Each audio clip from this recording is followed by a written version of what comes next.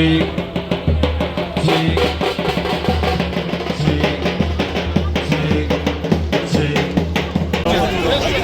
Bus stand, Gandhi மைதானம், அங்கே இருக்கக்கூடிய அனைத்து இந்திய அண்ணா திராவிட முன்னேற்ற கழக தோழர்கள் 234 சட்டமன்ற தொகுதிகளிலும் மக்களை காப்போம் முன்னாள் முதல்வர், தமிழக சட்டமன்ற எதிர்கட்சி தலைவர், கழகத்தினுடைய பொதுச் செயலாளர்களே, அனைத்து இந்திய அண்ணா திராவிட முன்னேற்ற கழகத்தினுடைய தோழமை கட்சியினுடைய தலைவர்களே, நண்பர்களே, அனைத்து இந்திய அண்ணா திராவிட முன்னேற்ற கழகத்தினுடைய சார்பணி நிர்வாகிகளே, உங்கள் அனைவருக்கும் என்னுடைய மாலை நண்பர்கள். உங்களுக்கு இந்த விஷயத்தை மட்டும் சொல்லி முடிக்கணும். ஏன்னா நம்ம கட்சி கொண்டவர்கள் அதுக்காக உங்களுக்கு ஒரு சிலர் நம்மகிட்ட கேட்கிறதா, இந்த அவரை சேர்க்க கூடாதா, இவரை சேர்க்க கூடாதா, கட்சியை விட்டு அவர் போயிட்டாரு, இவர் போயிட்டாரு. இந்த ஊடகங்கள், இந்த பத்திரிகைகள் இவையெல்லாம் என்ன பண்றாங்கன்னா நம்மளுடைய கூட்டணியை பலவீனப்படுத்த வேண்டும் என்பதற்காகவே இவன் பூரா வந்து அதிமுக பலவீனப்பட்டுருச்சு, அவர் வெளியே போயிட்டாரு, இவர் வெளியே போயிட்டாரு. யாரையும் நம்பி அதிமுக இல்ல. ஒன்னே ஒன்று சொல்றேன், இந்த பிரிஞ்சு போன 4 பேரை பத்தி உங்களுக்கு தெளிவா நான் சொல்றேன். அதுல தப்பு இருந்தா நீங்க என்ன சொல்றீங்க நான் கேட்கிறேன். ஒரே ஒரு விஷயங்க, இப்ப சசிகலா அம்மாவை கட்சியில சேர்க்கணும், யார் தயவு செய்து ஏதாவது காரணம் நினைச்சிருந்தாலும் ஒரு இதா இருந்தாலும் மனுஷங்க நான் என்னுடைய மனசுல இருக்கிறத நான் பேசி ஆகணும். இப்ப சசிகலா அம்மாவை கட்சியில சேர்க்கணும்ன்றாங்க. ஒரே ஒரு விஷயம் கேட்கிறேன், புரட்சித் தலைவர் எம்ஜிஆர் கட்சி ஆரம்பிச்சாரு, சசிகலா வச்சா கட்சி ஆரம்பிச்சாரு? சசிகலா வச்சு கட்சி ஆரம்பிச்சாரா? இல்ல சசிகலா வந்தாத்தான் கட்சி ஜெயிக்குமா? நீங்க சொல்லுங்க, சசிகலா வந்தாத்தான் கட்சி ஜெயிக்குமா? சசிகலா கட்சி வேணுமா? இந்த சசிகலா அம்மா பத்தி உங்களுக்கு சொல்றீங்க, மனசாட்சியோட பாருங்க. அம்மா கூடயே வச்சிருந்தாங்க, அம்மா கூடயே போயஸ் கேம்ப் வச்சிருக்காங்க. நல்லா நான் சொல்றதை கேளுங்க. போயஸ் கேம்ப்ல எப்பயுமே 10 நர்சுகள் இருப்பாங்க, ஒரு ஆம்புலன்ஸ் இருக்கும், ஒரு டாக்டர் இருப்பார். அம்மாவுக்கு எதுனாலும் பார்க்கறதுக்கு அத்தனை பேர் அங்க இருப்பாங்க.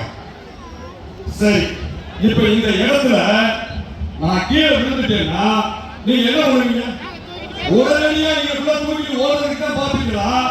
நீங்க இருந்து 108க்கு போன் பண்ணி, அளவோ 108 நீங்க வாங்க அப்படின்னு சொல்லுவீங்களா? இப்ப நடந்த உண்மையை சொல்ற உங்களுக்கு, அம்மா அவங்க போயஸ் கார்ல விழுந்துட்டாங்கன்னு வச்சுக்கோங்க.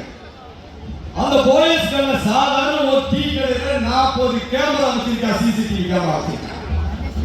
அம்மாவினுடைய வீட்டில் எத்தனை சிசிடிவி கேமரா இருக்கும், எத்தனை போலீஸ் அங்க பாதுகாப்பு இருக்கும், அங்க அத்தனை செவிலியர்கள் இருக்காங்க, டாக்டர் இருக்காங்க, ஆம்புலன்ஸ் ஜெயின் இருக்கு. அம்மா அவர்கள் ஒரு அன்கான்சியஸ் விழுந்துட்டாங்கன்னு வச்சுக்கோங்க. அப்ப அந்த இடத்துல நீ உண்மையாக இருந்திருந்தா அந்த நேரத்துல அங்க இருக்க ஆம்புலன்ஸ்ல தூக்கி போட்டு உடனடியா கொண்டு போறீங்க நினைப்பியா? போயஸ் கார்ல இருக்க கேமராவை முதல்ல அப்போலோவுக்கு போன் பண்ணி வா, ஆம்புலன்ஸுக்கு வா அப்படின்னு சொல்லி அப்போலோவுக்கு கொண்டு போய் அந்த அப்போலோவுல போறதுக்கு முன்னாடி அந்த ஆஸ்பத்திரியில போன் பண்ணி எந்த ரூமுக்கு அவங்க கொண்டு போறாங்க, அங்க இருக்க கேமரா கட்டிங்க அப்படின்னு சொன்னா, இப்படி எல்லாம் அம்மா கூட இருந்து சரி பண்ண நீங்க 75 நாள் ஆஸ்பத்திரியில வச்சிருந்து என்ன நடந்துச்சுன்னு சொல்லாத இந்த சசிகலா கட்சிக்கு தேவையா? நீங்க சொல்லுங்க.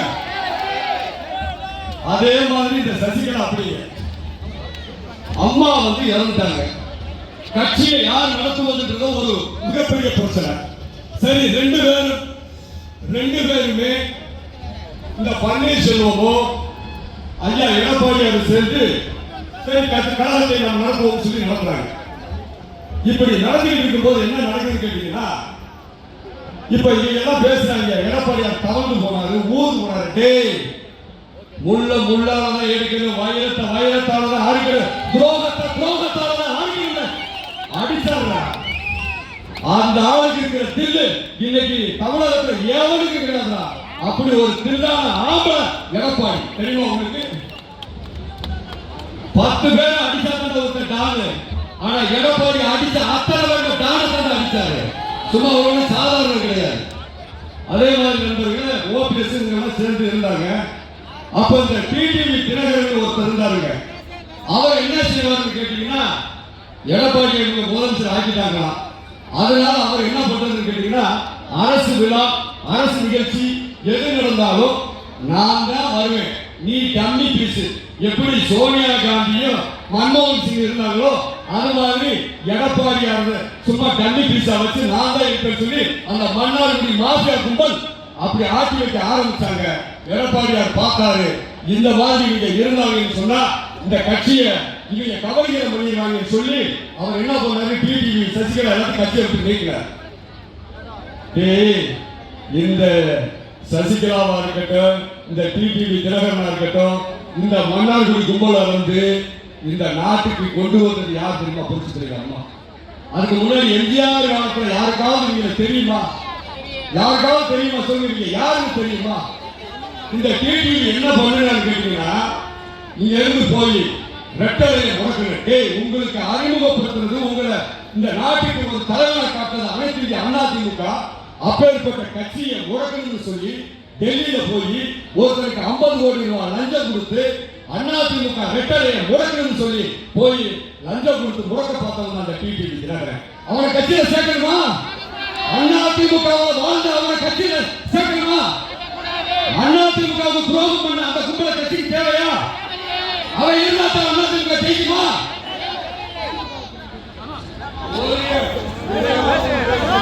அப்ப இப்பேற்பட்ட ஒரு மோசமான கும்பல் இந்த கும்பலுக்கு இந்த 2 பேரை பத்தி உங்களுக்கு சொல்லிட்டேன். இப்போ ஓபிஎஸ் பத்தி உங்களுக்கு சொல்லணும். இங்க இருக்க நான் இல்லங்க பேச போறேன், அத மக்கள் தெரிஞ்சுக்கணும். என்னவோ பெருசா நீங்க பாருங்க, ஓபிஎஸ் தான். நான் ஒன்னு சொல்றேன், பெரிய கோத்துல ஒரு முக்குல மூன்றாந்தல் முக்குல டீ கடை வச்சு டீ கடைக்கு டோக்கன் கொடுத்துருந்தாங்க ஓபிஎஸ். அதனால அவர் என்ன பண்ணார் தெரியுங்களா?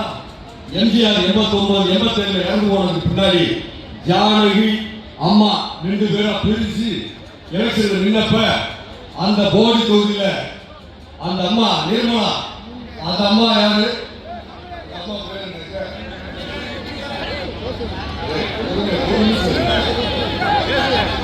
வெளியாளர் நிர்மலாவுக்கு இவர் வந்து பிரச்சாரம் பண்ணார். யாரு? ஓபிஎஸ் பிரச்சாரம் பண்ணார்.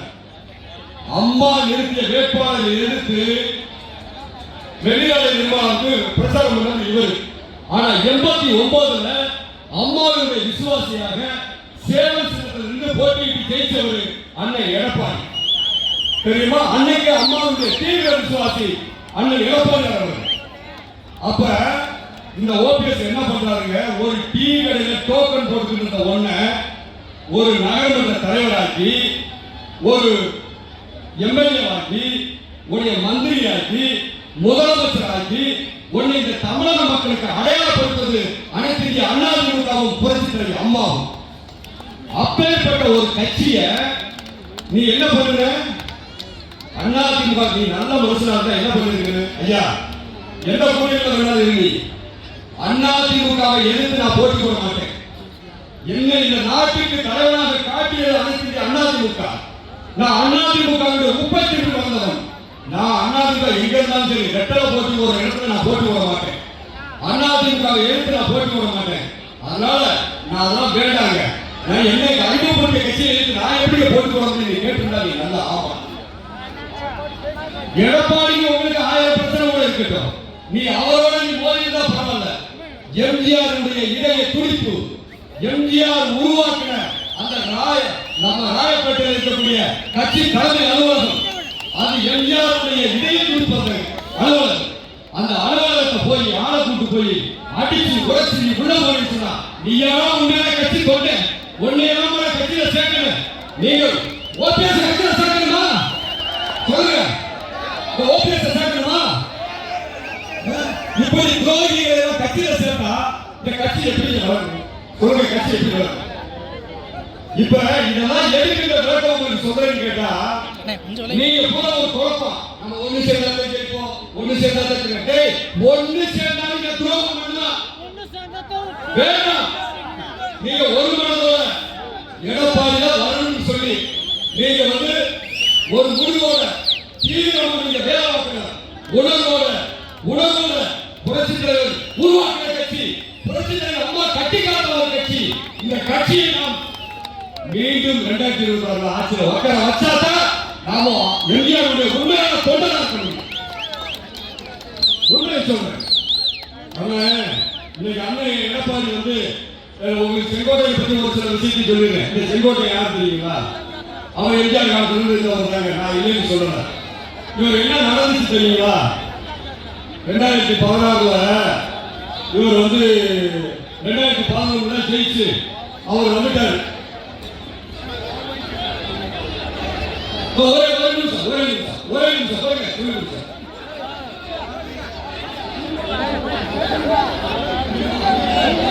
அன்பு பெரியவர்கள், ஏன் சொல்றது உங்களுக்கு எதுக்கு சொல்றேன்னா, நம்ம ஒற்றுமையா இருக்கின்றதுக்காக சொல்றேன்.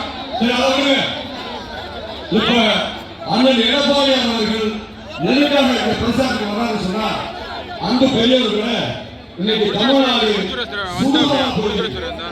உங்களுக்கு தெரியாது இல்ல, பச்சை குழந்தைகள் இருந்து கேள்வி பண்ண மாட்டாங்க. அம்மா சிவப்பு கலர்ல ஒரு ஜீப் வச்சிருந்தாங்க, போலீஸ் ஜீப். அந்த ஜீப்ல எங்கேயாவது பெண்களுக்கு எதிராக ஒரு குற்றம் நடந்துச்சுன்னு சொன்னா அடுத்த நிமிஷம் அந்த வண்டி போய் அவங்களை தூக்கிடுவாங்க. அந்த வண்டியெல்லாம் பெட்டியில அதெல்லாம் எடுத்துட்டாங்க. இப்ப அதே மாதிரி நீங்க பாத்தீங்கன்னு சொன்னா எங்க பார்த்தாலுமே சின்ன பசங்க பூரா கஞ்சாவை தண்ணியை போட்டுட்டு பள்ளிக்கூடத்துல போய் வாத்தியார் அடிக்கிறான். ஒரு கொலை பண்றாங்க. கொலை பண்றவங்க பாருங்க, 18 வயசு 20 வயசு பையன்.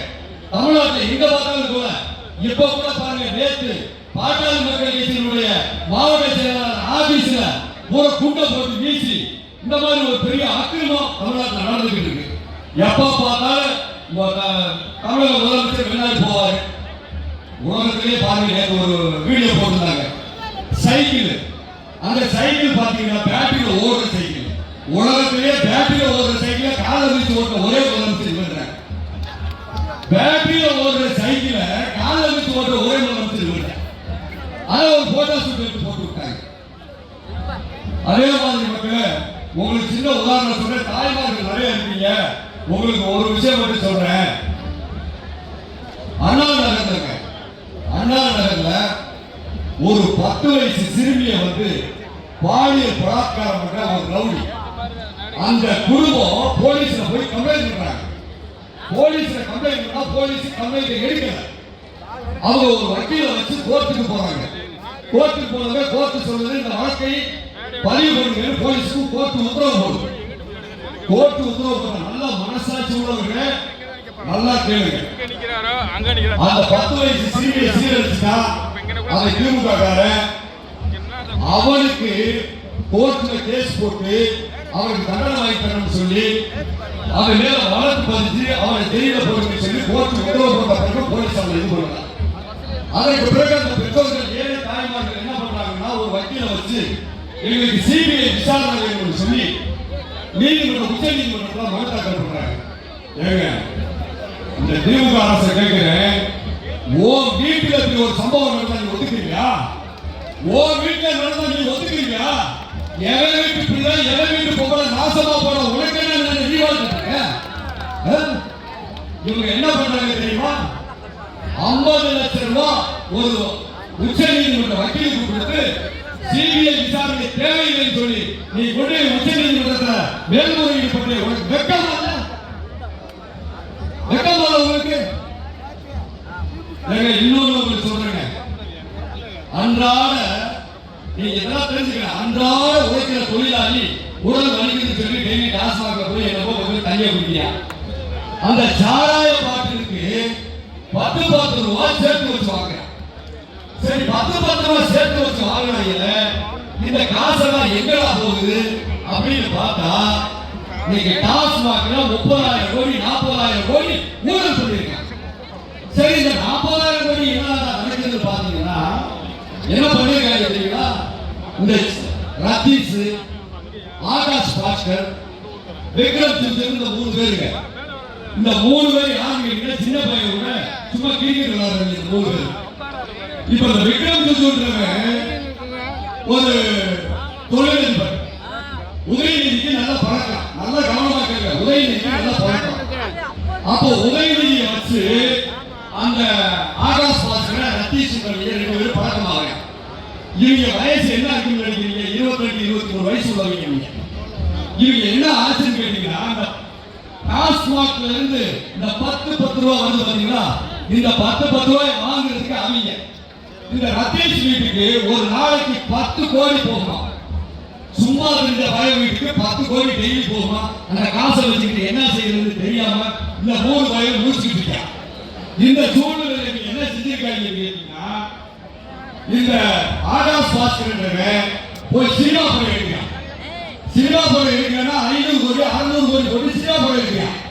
அந்த சினிமா கம்பெனியில பெரிய பெரிய நிறுவனம் இருக்கா பாத்தீங்களா, அந்த பெரிய பெரிய நிறுவனம் எல்லாம் இவனை வந்து பயப்படுறான். என்னடா நீ யாருறாங்க 500 கோடி 600 கோடி போட்டு படம் எடுத்துக்கிட்டீங்க, நம்மளே எடுக்க முடியாது, யாருறாங்க அப்படின்னு பார்த்தா உதயநிதியுடைய பினாமி. சரி, அந்த ரத்தீஷ் என்னடா செய்ய அப்படின்னு பாத்தீங்கன்னா, வம்பாடுபட்டு உழைச்சு ஒவ்வொரு நாளும் ரத்தம் சிந்தி ரத்தத்தை வியர்வையாக சிந்தி உழைத்த ஒவ்வொரு தொழிலாளியுடைய அந்த 10 ரூபாயை புடுங்கின அந்த 10 ரூபாய் காசு என்ன நடக்குது தெரியுமா உங்களுக்கு? இந்த ரத்தீஷ் ஒரு அபார்ட்மெண்ட் வச்சிருக்கான். அந்த அபார்ட்மெண்ட்ல 3-4 பெட்ரூம் இருக்குதான். உலகத்திலே மிக சிறந்த நடிகைகள் அவங்களா எங்க கலப்பையை அலைகளை கூப்பிட்டு வராமா. ஒரு நாள் நைட்டிங்க எல்லாமே கும்மி அடிப்பாங்க. நம்பிக்கை கும்மி அடிச்சு காலையில அவங்களுக்கு ஒவ்வொருத்தருக்கு 50 லட்சம் ரூபாய் 40 லட்சம் ரூபாய்க்கு கிஃப்ட் கொடுப்பாங்க. எவன் அப்ப வீட்டு காசை எவன் ரத்தத்தை உறிஞ்சி எவருக்கு கொடுக்கறது காசு? நீ சல்லாபம் பண்றதுக்கு தமிழ்நாட்டு மக்களுடைய வேதனை கிடைச்சது அவங்களுக்கு. என்னைக்காவது முதலமைச்சர் இதை பத்தி வாக்கப்பட்டிருக்கிறாரா? என்னைக்காவது இந்த முதலமைச்சர் மக்களோட கஷ்டப்படுறதை கேட்டிருக்காரா? அந்த பெரியவர்கள் உங்ககிட்ட கேள்வி கேட்கிறேன். 500 சில வாக்குறுதி கொடுத்தாங்க, நிறைவேற்றிருக்கணும்னு சொன்னாரு. மாதத்தோறும் மின்கட்டணம் எடுக்கிறதுன்னு சொன்னாங்க, எடுத்தாங்களா? மாசம் மின்கட்டணம் எடுத்தாங்களா? ஒவ்வொரு ரேஷன் கார்டுக்கு 1000 ரூபாய் குடும்ப தலைவிக்கு கொடுப்போம்னு சொன்னாங்க. கடைசியில் என்ன ஆகி போச்சுன்னா, தகுதி வாய்ந்தவர்களுக்கு கொடுப்போம். என் பக்கத்துல ஒரு பஞ்சாயத்து ஆயிடுச்சு. அந்த அம்மாவுக்கு 1000 ரூபாய் கிடைக்கல.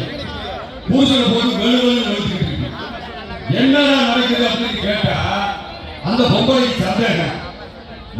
காசு வாங்குறவங்க தகுதி இருக்கு, எனக்கு தகுதி இல்லை, ஒரே கட்டினால எனக்கு தகுதி இல்லாம போகுது.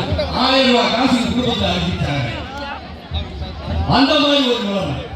சும்மா இருந்த பொம்பளை நீங்க கொண்டு போய் நகையெல்லாம் கொண்டு போய் கூட்டுறவு சொசைட்டி அடைய வைங்க, மறுநாளே உங்களுக்கு பூரா தள்ளுபடி பண்ற அப்படின்னு சொன்ன உடனே பாவம் அந்த பொம்பளை பூரா கருத்து காதல போட்டு கொண்டு போய் பூராது அடைய வச்சு அடுத்து என்னடா பார்த்தா எப்படா தள்ளுபடி பண்ண வாங்கிட்டு உட்காந்து வேடிக்கை பார்த்து கடைசியில் என்ன ஆகி போச்சுன்னு கேட்டீங்க, தகுதி உள்ளவர்களுக்கு தான் தள்ளுபடி. உலகம் போச்சா ஒண்ணு. இந்த மாதிரி ஒரு பொய் வாக்குறுதிங்க. அதே மாதிரி நீங்க பாத்தீங்கன்னா, இந்த உங்களுக்கு கேஸ் வீட்டுக்கு வந்து பாத்தீங்கன்னா, கேஸுக்கு மானியம் 100 ரூபாய் தரணும்னு சொன்னாரா?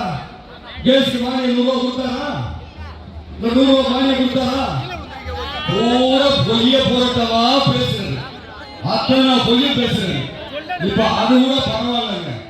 பூரா எல்லாத்தையும் களவாண்டாங்க, எல்லாத்தையும் திருடினாங்க, எல்லா துறையிலும் திருடுங்க. இப்ப கடைசியில எல்லாத்தையும் களவாண்டாச்சு. புதுசா களவாண்ட ஆரம்பிச்சாங்க. என்ன தெரியுங்களா? கிட்னி திருட ஆரம்பிச்சாங்க. கிட்னி திருட ஆரம்பிச்சாங்க. வடிவேல் சொன்ன மாதிரி உடைய வேட்டி வந்தாங்க.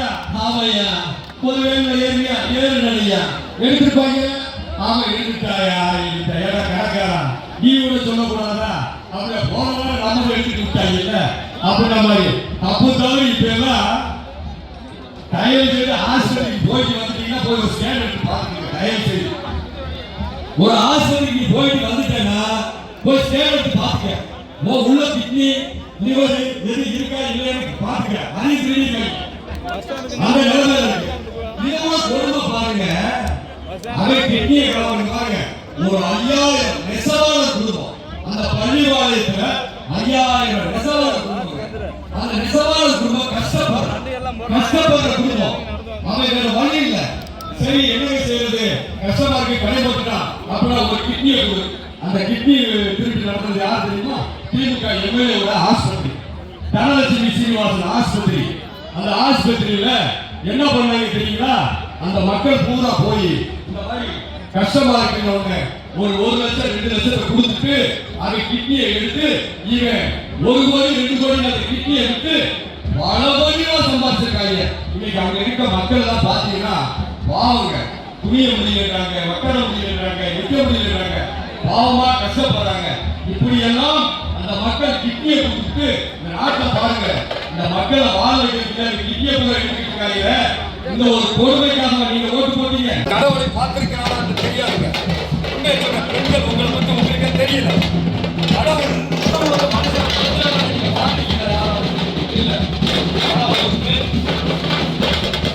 ஒரு குழந்தை, ஒரு உயிரை வந்து வாழும் போது கடவுள் மாதிரி அவங்க கருத்து ஒரு உயிரை கையில் அவதார கடவுளை கடவுளை கடவுளை கடவுளை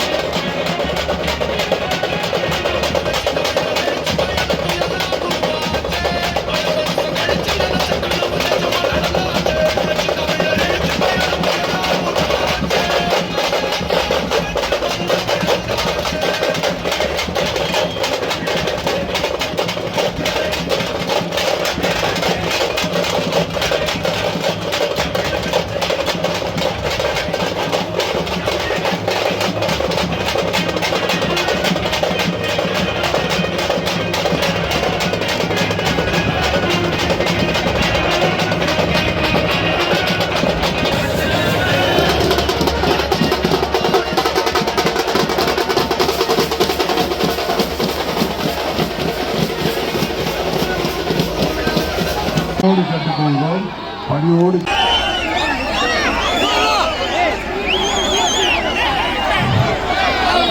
சின்னாளம்பட்டி பேரூராட்சி பகுதியை குலுங்கின்ற அளவுக்கு இந்த பகுதி அழுகின்ற அளவுக்கு மக்கள் எல்லாம் கடல் போல் காட்சியளிக்கிறார்.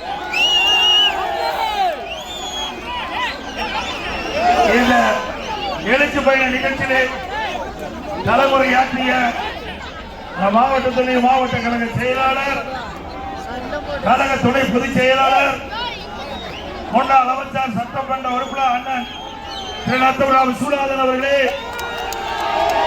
முன்னாள் அமைச்சர், கழக பொறுப்பாளர், கழக பொருளாளர் அண்ணன் திண்டுக்கல் சீனிவாசன் அவர்களே, முன்னாள் அமைச்சர் திரு ஆர். உதயகுமார் அவர்களே, முன்னாள் அமைச்சர் திரு எம்.ஆர். விஜயபாஸ் அவர்களே, அமைப்பிச்சார் திரு மருதராஜ் அவர்களே, நிகழ்ச்சியில் பங்கு பெற்றிருக்கின்ற கழகத்துடைய நிர்வாகிகளே, கழக உடன்பிறப்புகளே, கூட்டணி பெரியவர்களே, தாய்மார்களே, விவசாயிகளே, விவசாய கட்சி சின்னத்துக்கு வாக்களித்து வெற்றி பெற செய்யுங்கள். அதோட மக்களை காப்போம், தமிழகத்தை மீட்போம், மக்களை தமிழகத்தை மக்களை தமிழகத்தை மக்களை தமிழகத்தை நன்றி, வணக்கம்.